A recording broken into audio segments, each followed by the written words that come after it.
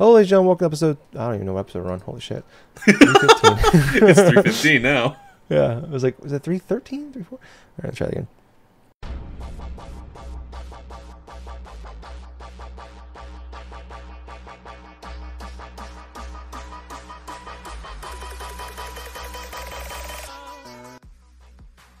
Hello, ladies and gentlemen. Welcome to episode 315 of the Drunk Dashers podcast. I'm your host, as always. I'm Tyler, and joining me with the man, the myth, the legend himself, Sir Colonel Gables. What's up, buddy?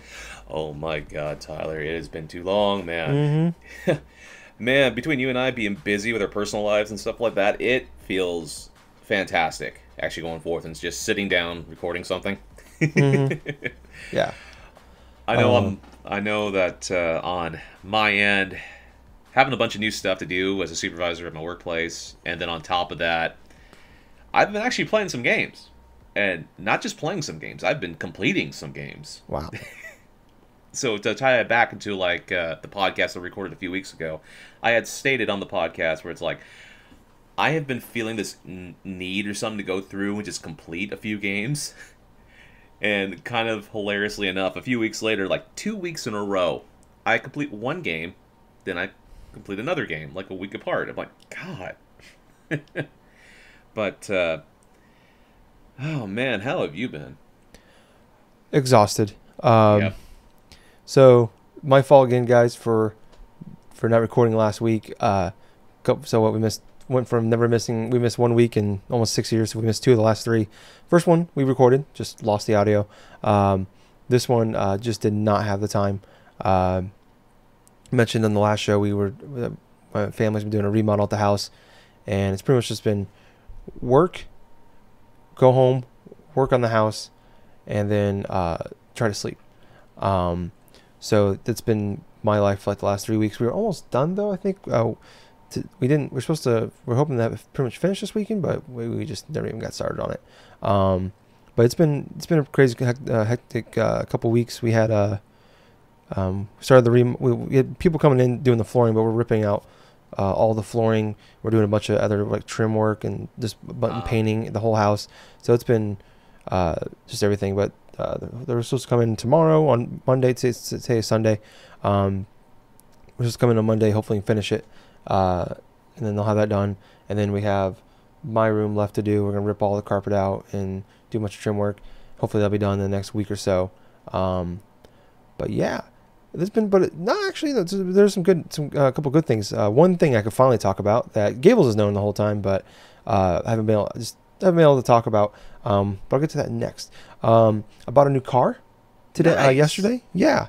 I had my Dodge Avenger for I don't know 6 years. And it's just getting, yeah, and she still gets around really well, but it's just getting to the point now where like the value of it isn't much anymore, and the amount of work I have to put into it is just not really. It's like there's like the value is like a couple thousand, and I have like $2,000 and like, probably more than $2,000 of work that needs to go into it.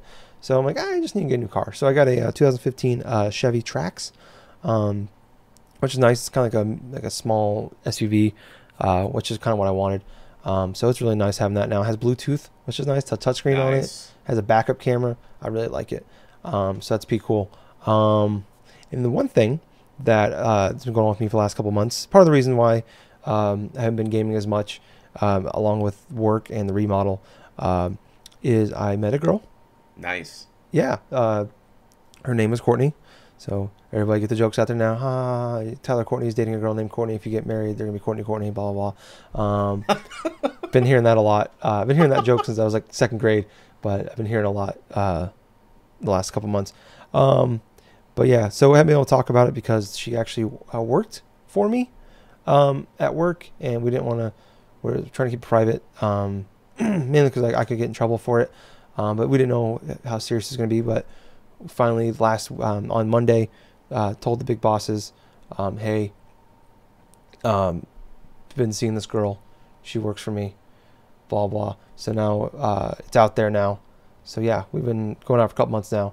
And I have been very happy. That's awesome, so, Tyler. Yeah. So thank you.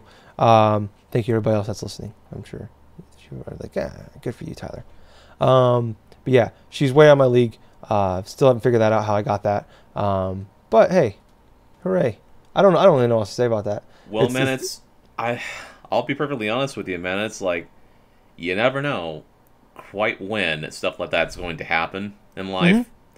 And for you, it was just definitely out of left field. That's Yes. just what it sounds like. I mean, first she just comes, she's like a new worker or something like that. She placed in your department. All of a sudden, just things just start hitting it off. You start Mm-hmm. hearing rumors about her. Oh, hey, that Tyler guy's pretty cute. And all of a sudden, it's like, eh. And it kind of just evolved from there. Yeah. Yeah. Well, the weird part is she went after me. I don't figure that part out yet. Figure, usually it's me going after girls. Actually, that's not even true. I don't even go after girls. But yeah, no, it was just kind of happened. So yeah, that's what's been going on with me. She's pretty awesome. She's fun. A little crazy. She's half Italian, so half Italian, half Irish. So, oh boy. So Uh, probably sometimes she's probably gonna like try to strangle you in your sleep if you do something wrong.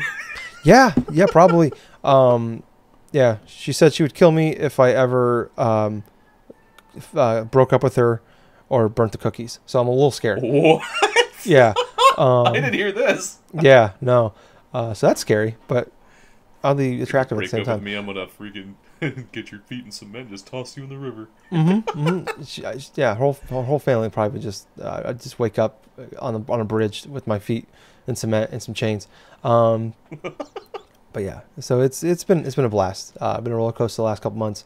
Just trying to balance everything in life. So that's why gaming has taken a bit of a back seat for me. But hopefully, once this remodel is done, they'll free up my time. So I don't, instead of working on the house 20 hours a week, I can maybe game a few more hours, There game you go. at all. So because I haven't really done it the last couple months. But anyways, I don't know. It's weird. I don't know really how else to go about that. But yeah. So that's my life. That's what's going on with me. Been pretty exciting. But yeah. Let's you know what? Like I said, I haven't been gaming at all. So Gables, you've kind of already touched upon it. Why don't you talk about what you've been playing? All right. So to start this off, a couple of weeks ago, I had this craving. I walked inside GameStop and I wanted to try to find something that was going to spur my interest, so I can go through and just try to play through something for fun. I looked around for about a good solid 15 minutes, and I came across this collection for the PS4. It was the Persona dancing games that released last year, and so I looked at it, and it was a 3-pack for Persona 4 Dancing All Night, a game that I had played through a couple of years ago and actually managed to get the platinum for. I think it was either last year or the year before that. And along with that, you had the Persona 3 Dancing in Moonlight and Persona 5 Dancing in Starlight. And so I spent a good $100 and I bought that set. So I take it home, right? And I decided then and there, it's like, hey, let's play through Persona 4 Dancing All Night again. And instantly, as soon as I started doing that, I started just remembering, it's like, okay, this is why I love playing this game. For one, I do love bits of the story mode, even though it can be a bit long-winded, and there is a lot of these like cardboard cutout cutscenes and stuff where it's just like, yeah, the voice actors voicing certain dialogues and stuff and this and that. But the main appeal of this is a music rhythm-based game to where you're matching notes on the screen, like in correspondence to the buttons and certain timed rhythms and stuff. So it's exactly like how you would have played it, like say on the Vita, to where you just mash buttons and stuff like that in time to like different songs. The Persona 4 soundtrack in general has a lot of great they have a lot of great selections and quality of songs and stuff. So I was able to go through and managed to complete it in about a week. I went through and I checked the time. I spent over 20 hours during that week. The big old crux was like during a Saturday, the day after I bought the game, and I decided just to go through, okay, let's see if I can get this, and this. And so I managed to platinum Persona 4 Dancing All Night again. So I was still kind of feeling like the craving in terms of wanting to play more dancing games, so I popped in Persona 3 Dancing in Moonlight. Now, granted, I only have maybe minimal exposure to Persona 3 in general. I've never beaten the game on PS2, but I have dabbled in it. I am kind of familiar with some of the characters. I'm kind of familiar with some of the songs, like Burn My Dread, which, hey, that's a fantastic opening sequence for those who are interested in watching. or like listening or searching out whatever. So the game relatively is different in some aspects than Dancing All Night. One, instead of a cohesive story mode that's going to take you at least about 5, maybe to 7 hours to see and beat, they go and they do something separate to where you have these social links that you can go through. So I kind of like the aspect of the social links because you have like about 5 to 6 characters from that cast where there are 8 cards in total that you have to try to go through and unlock for, unlock for each character based upon conditions that you beat. Like, say you beat a game or something, you'd be like a song like on level 1 difficulty or something of a tempo or something like that, and it unlocks this and that.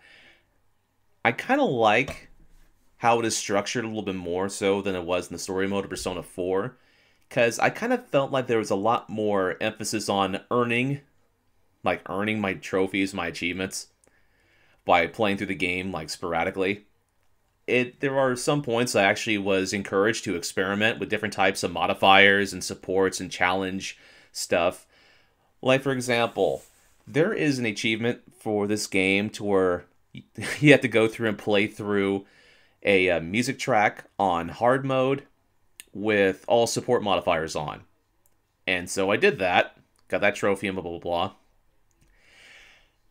So throughout my entire playthrough of Persona 3 Dancing in Moonlight, I played through every single track on easy, on normal, on hard, and for recommendation of platinuming the game, I had to play through 2 tracks.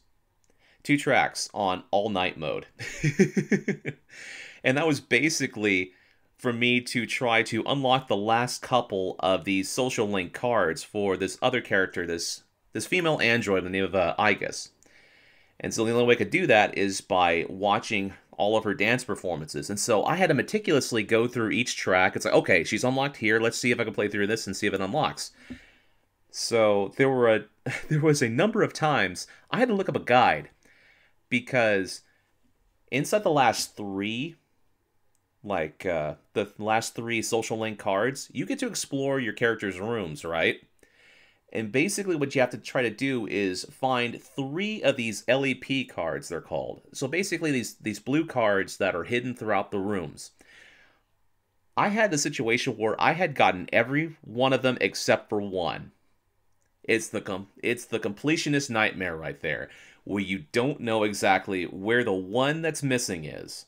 And you have to meticulously go through each one in order to figure out, okay, is it in here? No, it's not. Is it in there? No, it's not. So I had a moment last night where I basically fetched up a YouTube video, watched through all of the locations, only to figure out, oh, hey, wait a minute. This is in the first room of this one person's room. And so I check underneath the guy's weight bench. Oh, hey, there's the last card. And so when that unlocked, that triggered 3 other trophies that satisfied the conditions. So what had happened was when I collected that, not only did the trophy popped up for getting all the LEP cards, but getting all the accessories and all of the glasses and stuff as well. So I unlocked pretty much those 3 in a row, which triggered the platinum trophy, because those were the last ones left. I was like at 92%, then I got completionist-wise. Oh, so that was a good victory. That felt really good, going through that game. But what was the best part about the game, I felt, was reliving a lot of the music from Persona 3 in general, because there was some catchy tunes from like Burn My Dread. There's a couple different remixes of that song, plus a few others for specific characters and different types of like crazy stuff you can do. It's just hilarious. But one of my favorite parts about it is just experimenting with different costumes and different like accessories for each character. Like, say, some of the girl characters, if you unlock their bikinis or something like that and you equipped it onto them, they actually make the snide comment of like, oh, man, do we really have to wear this? I thought it was pretty damn funny. But, yeah, there were some bizarre combinations. Like, I was going through, and there's one of the characters unlocks this entire, like, freaking, this snowman costume. And so I basically go through lots of these gags and all this other shit, where, like, I dress him as a snowman, give him a top hat and stuff like that with these crazy-ass glasses, have him dance on stage.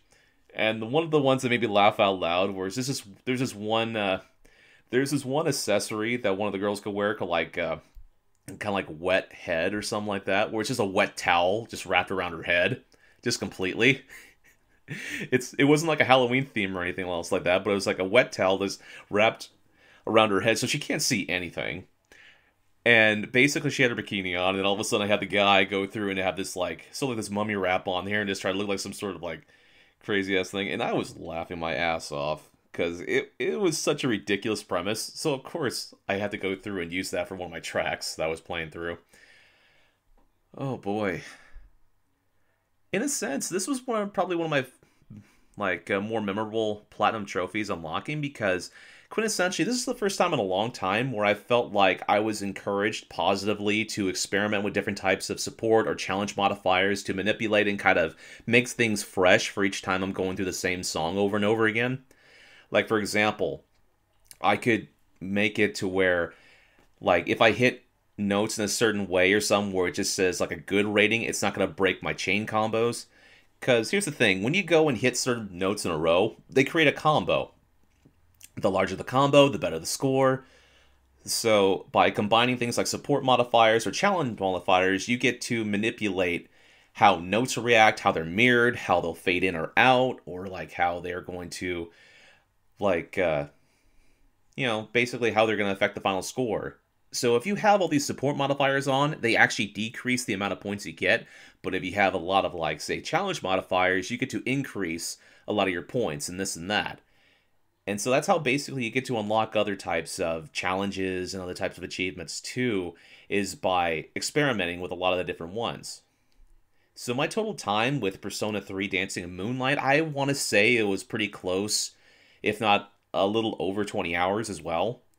So in essence, between Persona 4 Dancing All Night and Persona 3 Dancing in Moonlight, I spent roughly around 40 to 45 hours the past couple weeks just playing through, completing them, and enjoying the hell out of both of them. The music picks and the certain remixes, I had a lot of fun going through. That being said, I'm going to wait before I delve into Persona 5 Dancing in Starlight, because for one, I want to play through Persona 5 on my PS4. I got it a few years ago, never played through it. That's going to change. But until then, there was another thing in gaming-wise that I did do, and that was did a major purchase today. Now, during this week, what was it now? What is today? The 10th of March. Oh, happy Mario Day. Yeah, it's Mario Day today, everybody. For those who will listen to this, who knows how long from now. But, yes, during this past weekend, there was a big old sale going along for Ubisoft, for Squaresoft, for this and that on the PlayStation Store. And so I picked up about 5 games. I've been having a craving to play through Assassin's Creed, and possibly like a Far Cry game or two. So in no particular order, I had got the Ezio Collection, got the Assassin's Creed 4, got Syndicate, and got Origins, and last thing I got Far Cry 3. All of them digitally. I had saved about $155 through these digital transactions, because you know how digitally on the PlayStation storefront or any of the digital storefronts from the other gaming stuff, they're generally more aimed towards, they don't go on sale too often in terms of it being enough to where you can just casually get them here and there. So I made a decision that I'm not going to get a lot of those games in physical form, and instead going to opt for the digital solution. And it's perfect for a lot of the Assassin's Creed games, because it's like, I'm of the essence of stuff. If I play through an Assassin's Creed game, which my last one was AC2, back around 2010, I just played through it once, and I just got rid of it. But now I have even more incentive to try something different. I've heard great things about Black Flag, great things about Syndicate and Origins. I already have Odyssey physically that I have not opened yet. So I am definitely going to be trying an Assassin's Creed game pretty soon. Nice. So other than that, though, that's pretty much it for my gaming stuff. All right. Cool, man. Like I said, I haven't played anything, but hopefully that'll change in the next couple weeks. Well, here's something, man. Yeah. It'd be nice, 'cause I have like 4 games now. I've 3 of which I haven't even started yet, and Resident Evil 2 that I've played 2 or 3 hours of. Oh, I hear you, man. I want to get back to that game too. Yeah. But moving on to some news, we just grabbed a few of them this week. I think we'll start off with the non-Nintendo topic first because the other two are Nintendo related.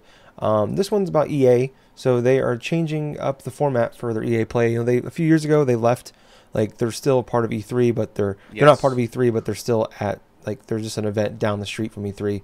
So they still always had the press conference. Well, now they no longer are going to have their whole press conference. They're saying less talk, more play. And the event will be entirely focused on player communities and games.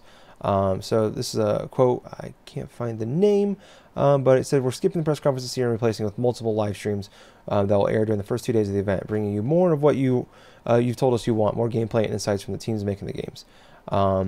So it sounds like this is going to go on the EA Play. They're going to have a fan fest like they always do on Saturday and Sunday. I believe that the events kicks off on Friday, the first live stream, and then they're going to do another one on Saturday, which I don't think anybody else does one on Saturday besides. I think it's just been EA that kicked it off on Saturday. Now they're going to do one on Friday and Saturday. But the main thing they're going to do is they're going to do long formats of games. So instead of like every year, EA is always maybe not the worst, but they're always like they're probably the least exciting. Because all right, 20 minutes of FIFA and Madden, whatever big shooter game comes out this fall, they're going to do like a 30-minute preview of. We're going to might see like a small indie game in there, but that's pretty much it. It's been very formulaic. So now they're going away with all of that, and now they're just going to show games, like long play sessions of games. I remember a couple years ago with Battlefront 2, they ended their press conference with like a 45-minute match of Star Wars Battlefront 2. It sounds like that's just what they're going to do from now on. So I don't know. I mean, I love the press conferences. It's because it's really exciting to see like brand new games announced, stuff like that. But like I was saying, EA has always been pretty formulaic. You always pretty much know what you're going to see. You might see one surprise, but it's always like an indie game or something like that. Which, I mean, we've definitely enjoyed. Like A Way Out was awesome.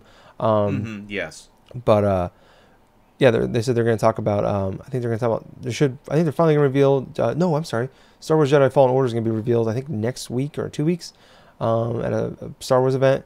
But I'm sure we're going to see more of that there. We'll see the new Madden, FIFA, blah blah. The new shooter that comes out this fall, whatever that's going to be.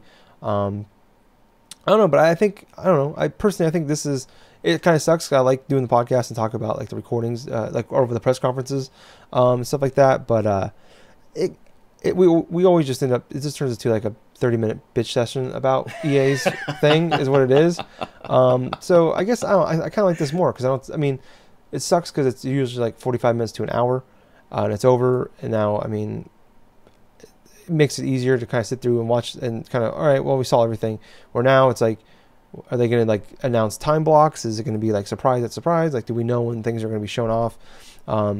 That's my thing. Cause like, I would hate to like, they just reveal this awesome game and I know I can watch on YouTube an hour later or whatever, but I like being in the moment of it, So I don't know. I think this is a better decision. I think this is, people can pick and choose more what they want to watch instead of sitting through 45 minutes of, hey, here's this random celebrity and here's this random athlete that like games, and they're going to talk about how much they like games for 5 minutes.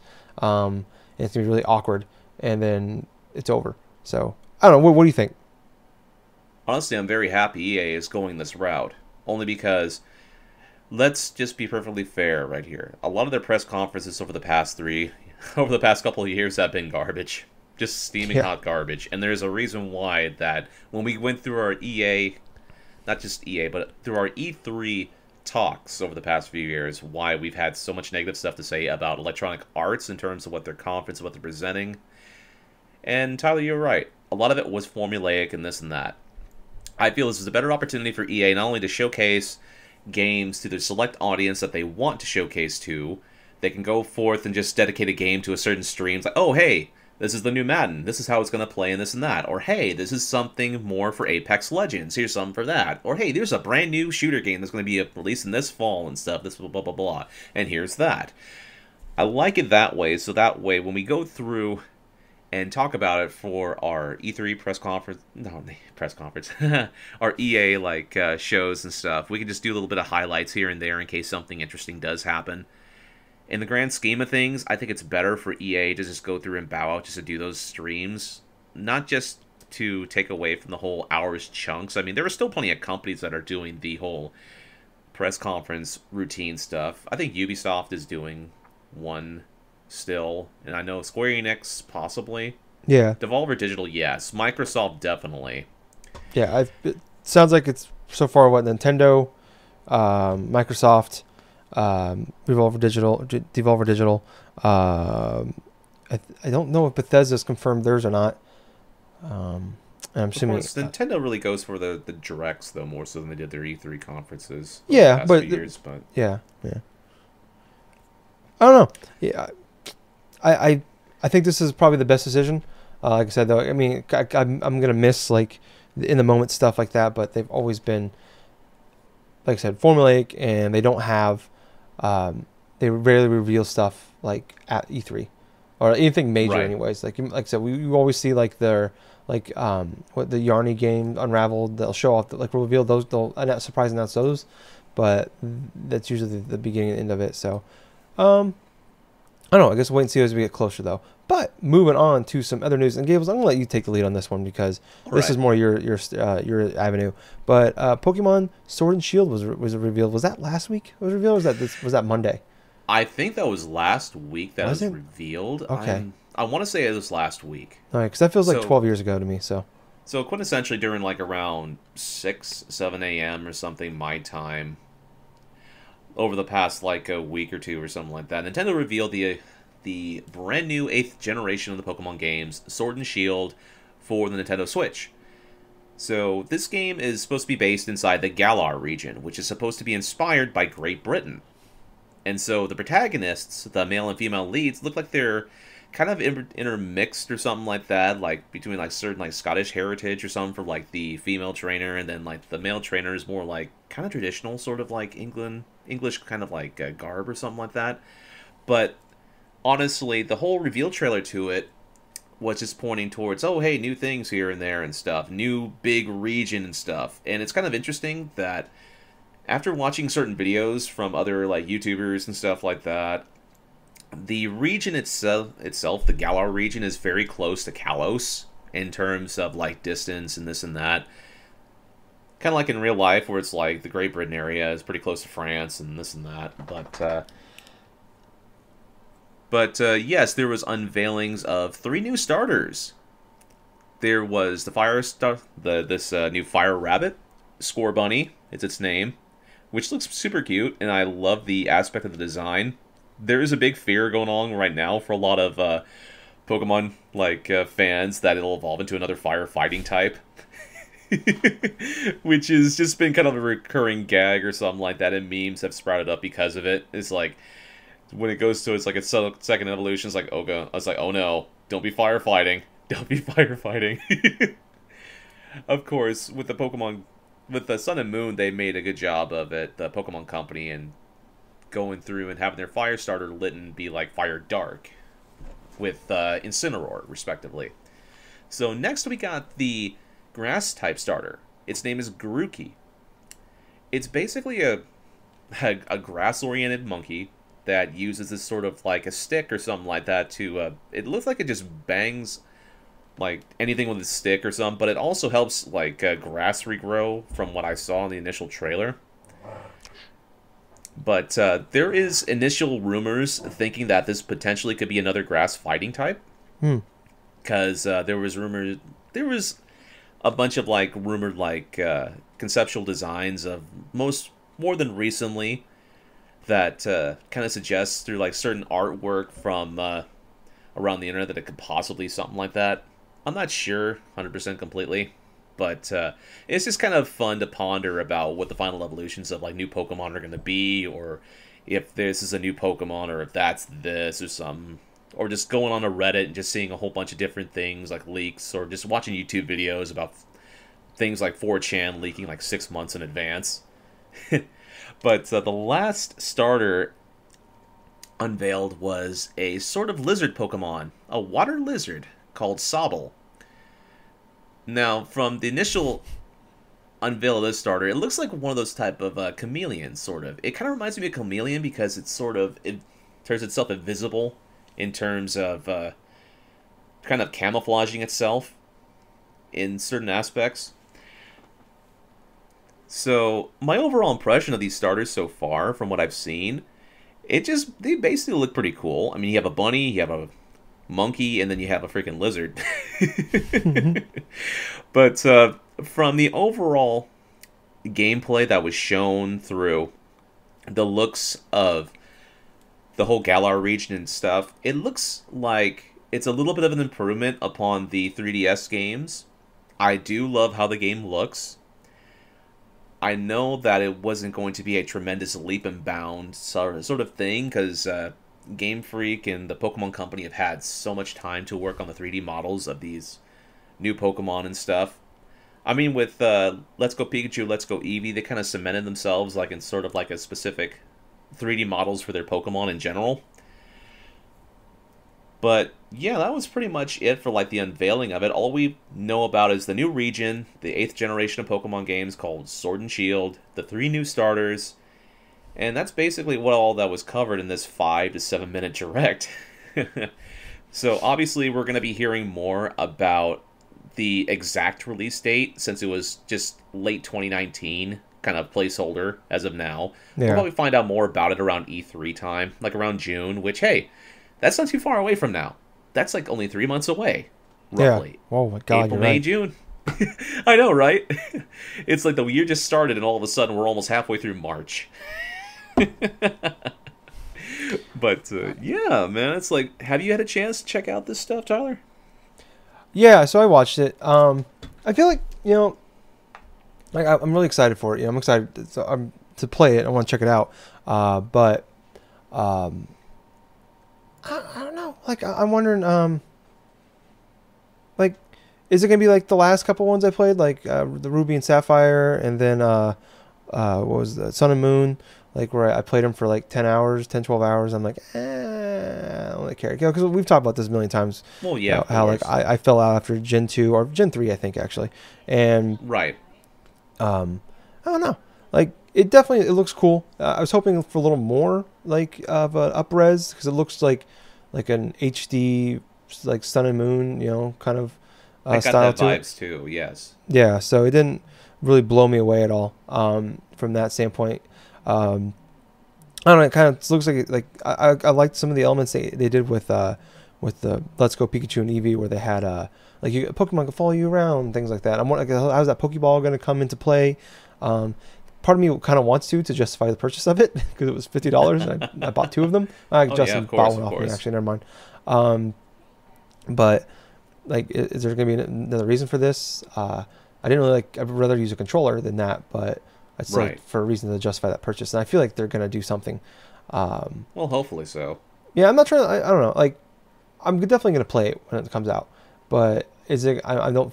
I honestly feel like I'm going to play it and I'm going to do the same thing I did with the other ones, or since what was the ones I really liked? X and Y. Like, I'm just going to like play it for 10, 12 hours. Yeah, it's cool, but it's not like the nostalgia hit like Let's Go Pikachu was for me. And I'm going to kind of bounce out because I don't understand half the things that go on anymore. Honestly, what's going to really tie it for me is like the revealing of what additional things you can actually do inside Sword and Shield.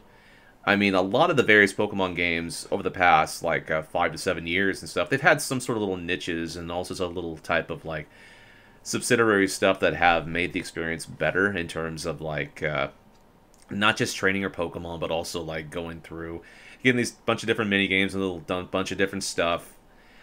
But I did like the aspect of Sun and Moon because of the whole emphasis of the story stuff. Personally, I kind of hope this time that they don't go the route of doing another freaking sequel about a year or something after the main things with Ultra Sun and Ultra Moon. I mean, yeah. If that was the initial concept to begin with, they should have just did that. I hate the elements of doing subsequential sequel stuff. I mean, hell, they did the same thing before with Black and White. I just hope that this does not happen with Sword and Shield. I kind of like the idea that of just like some of the Pokemon games just being their sort of their individual sort of generation stuff. Yeah. I mean, back in the day, with like Red and Blue, Gold and Silver, Ruby and Sapphire, they had the subsidiary third game, and even like Diamond and Pearl with Platinum. Yeah. But those kind of made sense in a traditional way, to where it was sort of like an enhancement, and there were some things more to it than just like a subsidiary sequel and stuff like that. There were some new Pokemon, some story elements and stuff like that. But for Sword and Shield, for me, what's going to really do it is how well the story is going to be told, which it kind of has the whole inner feeling that this is going to be kind of more like kin to more action-oriented stuff than it was initially. I mean, the whole region of like Galar and stuff based upon Great Britain and stuff like that, there's a whole lot of things they could do in terms of the story and the plot lines to that. But the thing I'm more looking forward to is how well are the Pokemon in this game? Are they going to be fun to use? What are the final evolutions of the starter Pokemon? Am I going to want to replay this again and again? Just stuff like that I look for as a longtime fan. Now, granted, this is kind of funny coming from me, who played through almost every single generation of Pokemon over the last year. And honestly, when Let's Go Pikachu, Let's Go Eevee came out and stuff, I was really happy with the result of Let's Go Pikachu, because it was more or less a kind of a relaxing sort of subsidiary game to what I had been playing, these hardcore, intense like Pokemon games in certain aspects because of what I was doing. And so I kind of hope that it gets back to that sort of feel, to where, oh hey, there's a lot of hidden like complex things inside this game that I wasn't even made aware of, and now I can go through and play it this way or that way based upon difficulty stuff. But yeah, that's pretty much it though for me. Yeah, I don't know. I'm not trying to poop on anybody's parade here. Like, I'm definitely excited for Pokemon fans. It's just that yeah, I don't know. I want to be like. I want to be a Pokemon. Like, I really want to get into these games again, because I do enjoy playing them, and it's the nostalgia, like I always talk about. I still think I don't know if I'm able to, but moving on to our last topic here. This one just kind of came out of left field, but Nintendo announced their next Labo set. It's going to be VR. It's coming out, I believe, in April is what it said. Yes. Yeah, April, and it's going to be $80. And I don't know. Like, I was reading about this thing, and it's actually like some like super like low end stuff, like the Oculus developer kit that came out in like 2012 was a better resolution and a better screen and everything than what this is now. But this one seems like it's more aimed at kids. Yeah. So I guess if you have a Switch and you want to get a low end one, if your kids can play games on their VR, they can do this. I don't know. I didn't get to the VR stuff. Not the VR stuff, but the Labo stuff. Yeah. I know you haven't either. Do you see yourself, for $80 checking this out? I honestly have not heard too much of it though, but I don't know about you, but I'm just getting the whole feeling of like, how with some of the cell phones and stuff, the VR like shells cardboard. and stuff. Not just the cardboard, but just like some of the hard plastic ones too, where you insert your phone inside that and just strap it. I'm just getting the vision of like all these kids just strapping their Switches to their heads and stuff, doing the whole VR stuff, and it's kind of making me kind of laugh. But at this point in time, no, I don't have any interest in terms of this whole Nintendo Labo VR stuff. I mean, good on Nintendo for going back to a concept that they quintessentially haven't revisited in like over 20-something years, but at the same point, it's just a fun distraction, a fun diversion. It's nothing more than that, even though they're charging premium price for this initial set that they're releasing. But yeah, that's pretty much what I think about it. I mean, I don't really have too much to say without actually going forth and trying it myself. Yeah, like I said, I didn't get to the Labo stuff, or the Labo stuff. I have a PSVR headset that I rarely use. It sucks because I feel like Nintendo could probably do some of the coolest stuff with VR. If they do like some really cool like games for it or whatever, I'd probably for it's $80. I'll check it out. But I just, at least right now, I don't see the reason for it. But But especially with how low end it is, because some of that, I mean, even with some that's good, some of the well-made VR games on the PSVR headset, like I get sick or they just don't work very well. So, I'm curious. I'm curious how it's going to go. But yeah, I just look at it like, it's a cheaper solution, it's a cheaper option, but you gotta spend $300 for a Switch. Like nowadays, you can get a PS4 and a PSVR headset combined for $450. Right. So for an extra $70, you can get a PS4 with 6 years of games on it, really good games, and a VR headset with a pretty good back catalog of stuff on it. So I understand a lot of people they want stuff to buy for their Switch. Strike While the Iron's Hot. It sounds like the Labo stuff sold fairly well at the beginning. I don't know how. Right.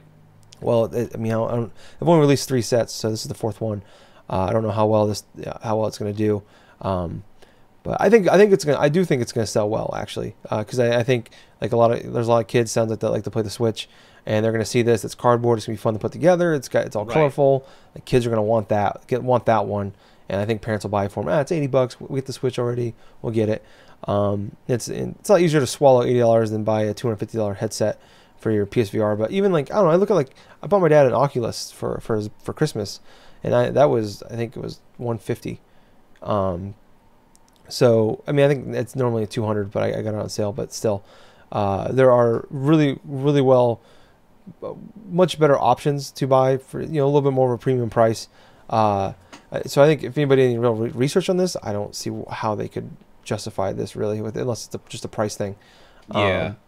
But yeah, I don't know. It's cool. Like I'm like just like the Pokemon thing. I'm not gonna poo-poo on it. I hope there is some cool stuff that comes out of it because I would definitely like.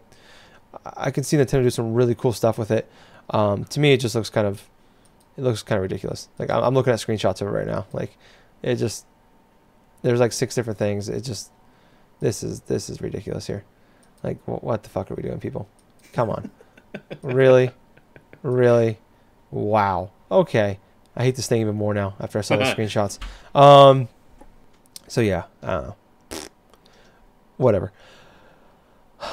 But Gables, do you have anything else you want to add? Honestly, not really. To be perfectly frank, we pretty much went over what we could find at this point in time. So yeah, I was thinking there'd be a lot more. I'm like, we recorded 2 weeks. Probably got a shit ton of stuff to talk about.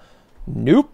So it's March. So yeah. Yep. I'm sure some stuff will be blown up probably towards the next month or so once we get closer to E3 leaks and stuff like that. Oh yeah. So that's gonna be exciting. It's exciting and awful because you get every year you get so you know it. It's like most of the stuff is bullshit, but you still buy into it every single time, every year. But yeah. So I think that will wrap up the show. Sorry again for being gone last week. Hopefully we can kind of get back on a normal schedule. Back again on a normal schedule instead of just recording odd times whenever we could squeeze time in. That's all on me, by the way.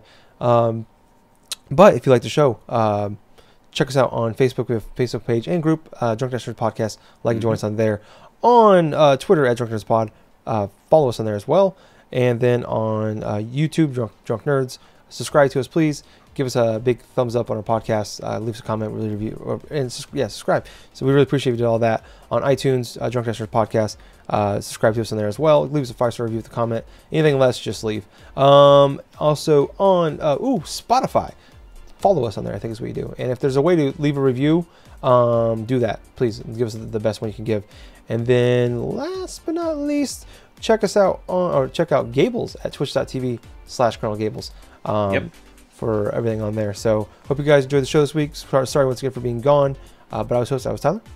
And I have been Colonel Gables. So until next time, everyone, hope you have yourself a good week. I hope you play some fun games. But above all else, thank you very much for listening to another episode of the Drunk Dash Nerds Podcast. Oh, hey, Gables? Yep. Too sweet. Too sweet, man. Bye, guys. See ya.